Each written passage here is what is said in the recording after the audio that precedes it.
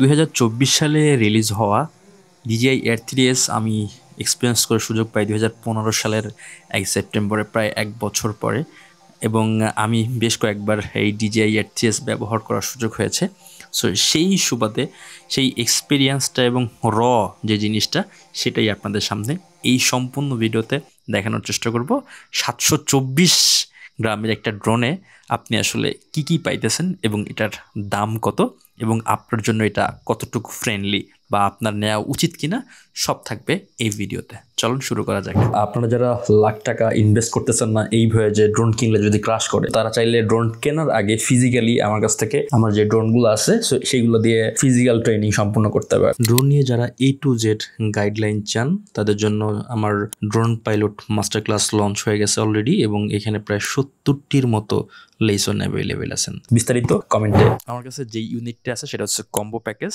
এই কম্বো প্যাকেজের ভিতরে মূলত আপনারা এই জিনিসগুলা পেয়ে যাবেন, এবং এটার বর্তমান বাজার মূল্য কত এখন 10ই সেপ্টেম্বরের কথা যদি আমি বলি, প্রায় 1,50,000 থেকে 55,000-এর ভিতরে আপনি এই DJI Air 3sটা পেয়ে যাবেন।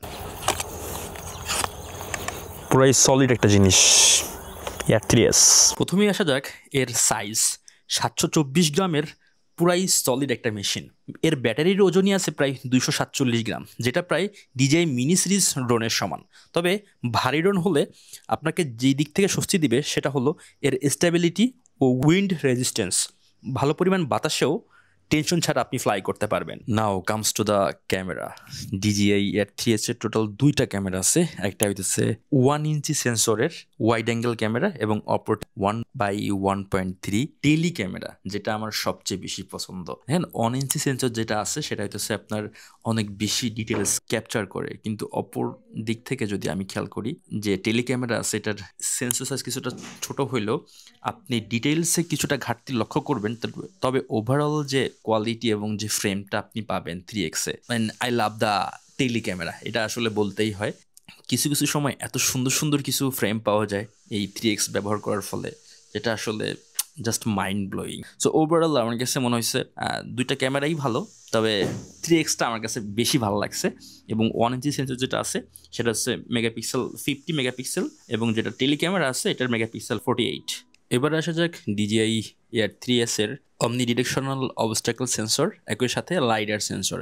এটা অনেক বড় বড় ড্রোনেও কিন্তু এই ফিচারগুলো আসলে অ্যাভেলেবেল নাই। অমনি ডিরেকশনাল যে অবস্টাকল সেন্সরটা আছে এটা আপনাকে 360 ডিগ্রি প্রোটেকশন দিবে মূলত, এবং লাইডার সেন্সর যেটা আছে এটা মূলত যখন আপনার আলো কমে যাবে তখন কিন্তু আপনার অমনি ডিরেকশনাল যে সেন্সরগুলো আছে সো সেগুলো কিন্তু আসলে কাজ করে না। বাট লাইডার সেন্সর আপনার অন্ধকারেও কাজ করে। সো যে জিনিসটা আপনি যখন রাতে বেলা ড্রোন ফ্লাই করবেন, সামনের দিকে ফ্লাই করবেন এবং হইতেছে রিটার্ন টু হোম নিয়ে আসবেন, তখন এই জিনিসটা আপনাকে ভালো সাপোর্ট দিতে পারে।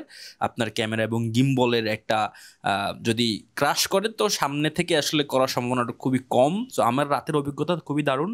দেখলাম লাইডার সেন্সরই একমাত্র সেন্সর যেটা আসলে রাতের বেলা কাজ করতেছে, এবং বাকি যে সেন্সরগুলো আছে একটাও কাজ করতেছিল না।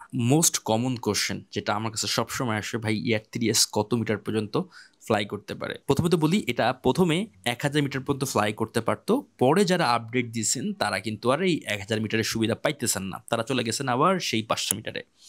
এটা DJI-এর নতুন একটা আপডেট। তবে DJI-এর ওয়েবসাইটে বর্তমানে যেটা দেওয়া আছে সেটা হচ্ছে 600 মিটার।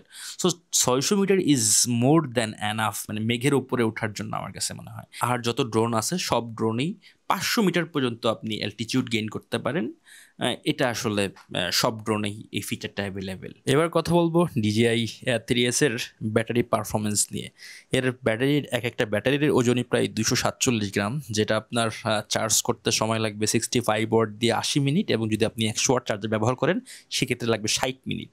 এবং এই প্রত্যেকটা 45 মিনিটের আসলে ফ্লাইট টাইম। তবে DJI ক্লেম করতেছে 41 মিনিট আপনি হভারিং করতে পারবেন 0% পর্যন্ত।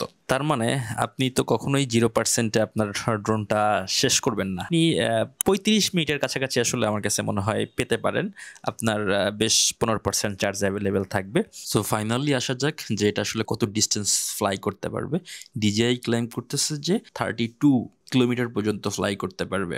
তবে এখানে কিছু ব্যাপার আছে, সেটা হচ্ছে এই ডিস্টেন্স কভার করে বিভিন্ন জায়গার উপরে ভ্যারি করে এটা আসলে ডিস্টেন্স কভার করে। তবে আমার এবং যারা টেস্ট করছে সবার বিশ্লেষণ করে দেখলাম যে 8 কিলোমিটার পর্যন্ত নেওয়া যায়, তারপরে আসলে 60% চার্জ শেষ হয়ে যায়, তারপরে আবার নিয়ে আসতে হয় আর কি। অ্যাকচুয়ালি ওইভাবে কখনোই আমি দেখি নাই মানে ইন্টারনেট ওয়ার্ল্ডে যে কখনোই যে এইটা ক্লেম করছে ডিজিআই সেটা কখনো কেউ এক্সপেরিমেন্ট করছে। সো হেই, আর 8 kilometre is more than enough. তবে এই 8 কিলোমিটারও আপনি হয়তো বা সব এরিয়ায় পাবেন না, আরবান এরিয়ায়, তারপরে হইতেছে আপনার বিভিন্ন যেখানে অনেক সিগন্যালের ইন্টারফেয়ার থাকে, সো সেখানে এটার পাওয়ার সম্ভাবনা অনেকটা কম। আমি প্রত্যন্ত এক গ্রামে এর লো লাইটার টেস্ট করেছি, মৌলভীবাজার জেলার কমলগঞ্জ উপজেলার একটা ভানুগাছ বাজারের রেল স্টেশনের এখানে আলোর পরিমাণ খুবই কম। তবে আমার যে লো লাইট যে সেটিং ছিল 4K 30 fps, ওভারঅল বলা চলে আমি খুব ভালো ফুটেজ ক্যাপচার করতে পারছি।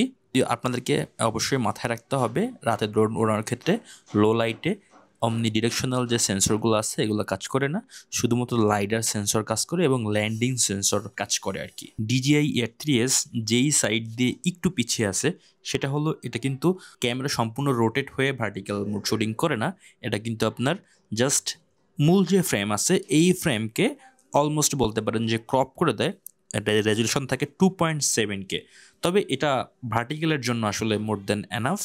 মানুষ মূলত টিকটক এবং যারা প্রফেশনালি কাজ করে তারা হয়তো বা একটু নারাজ হইতে পারে, আদারওয়াইজ সব দিক থেকে মোটামুটি সলিড।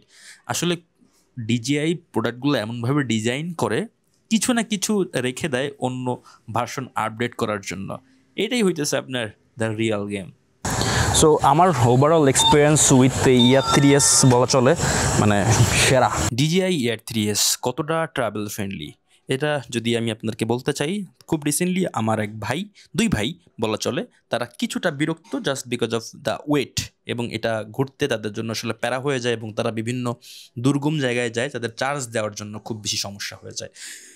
একজনের কথা যদি বলি, মিস্টার পরান, আপনারা সবাই চিনেন। সো ও মূলত বিক্রি করে দিচ্ছে, এটার আসলে ক্যারিং পারপাসটা অনেক ওর জন্য মানে হ্যাভি হয়ে যায়।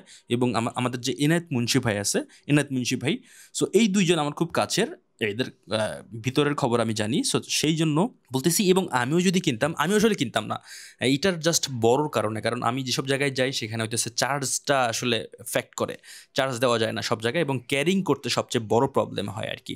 সো এই জন্য মূলত আমি আসলে সেল করে দিতাম। তবে একটা দিক থেকে আসলে এর প্রশংসা না করেই পারা যাবে না, সেটা হচ্ছে বড় ড্রোন ইউজ করার যে একটা মজা আছে, এটা যারা ব্যবহার করে নাই তারা কখনো ফিল করতে পারবে না।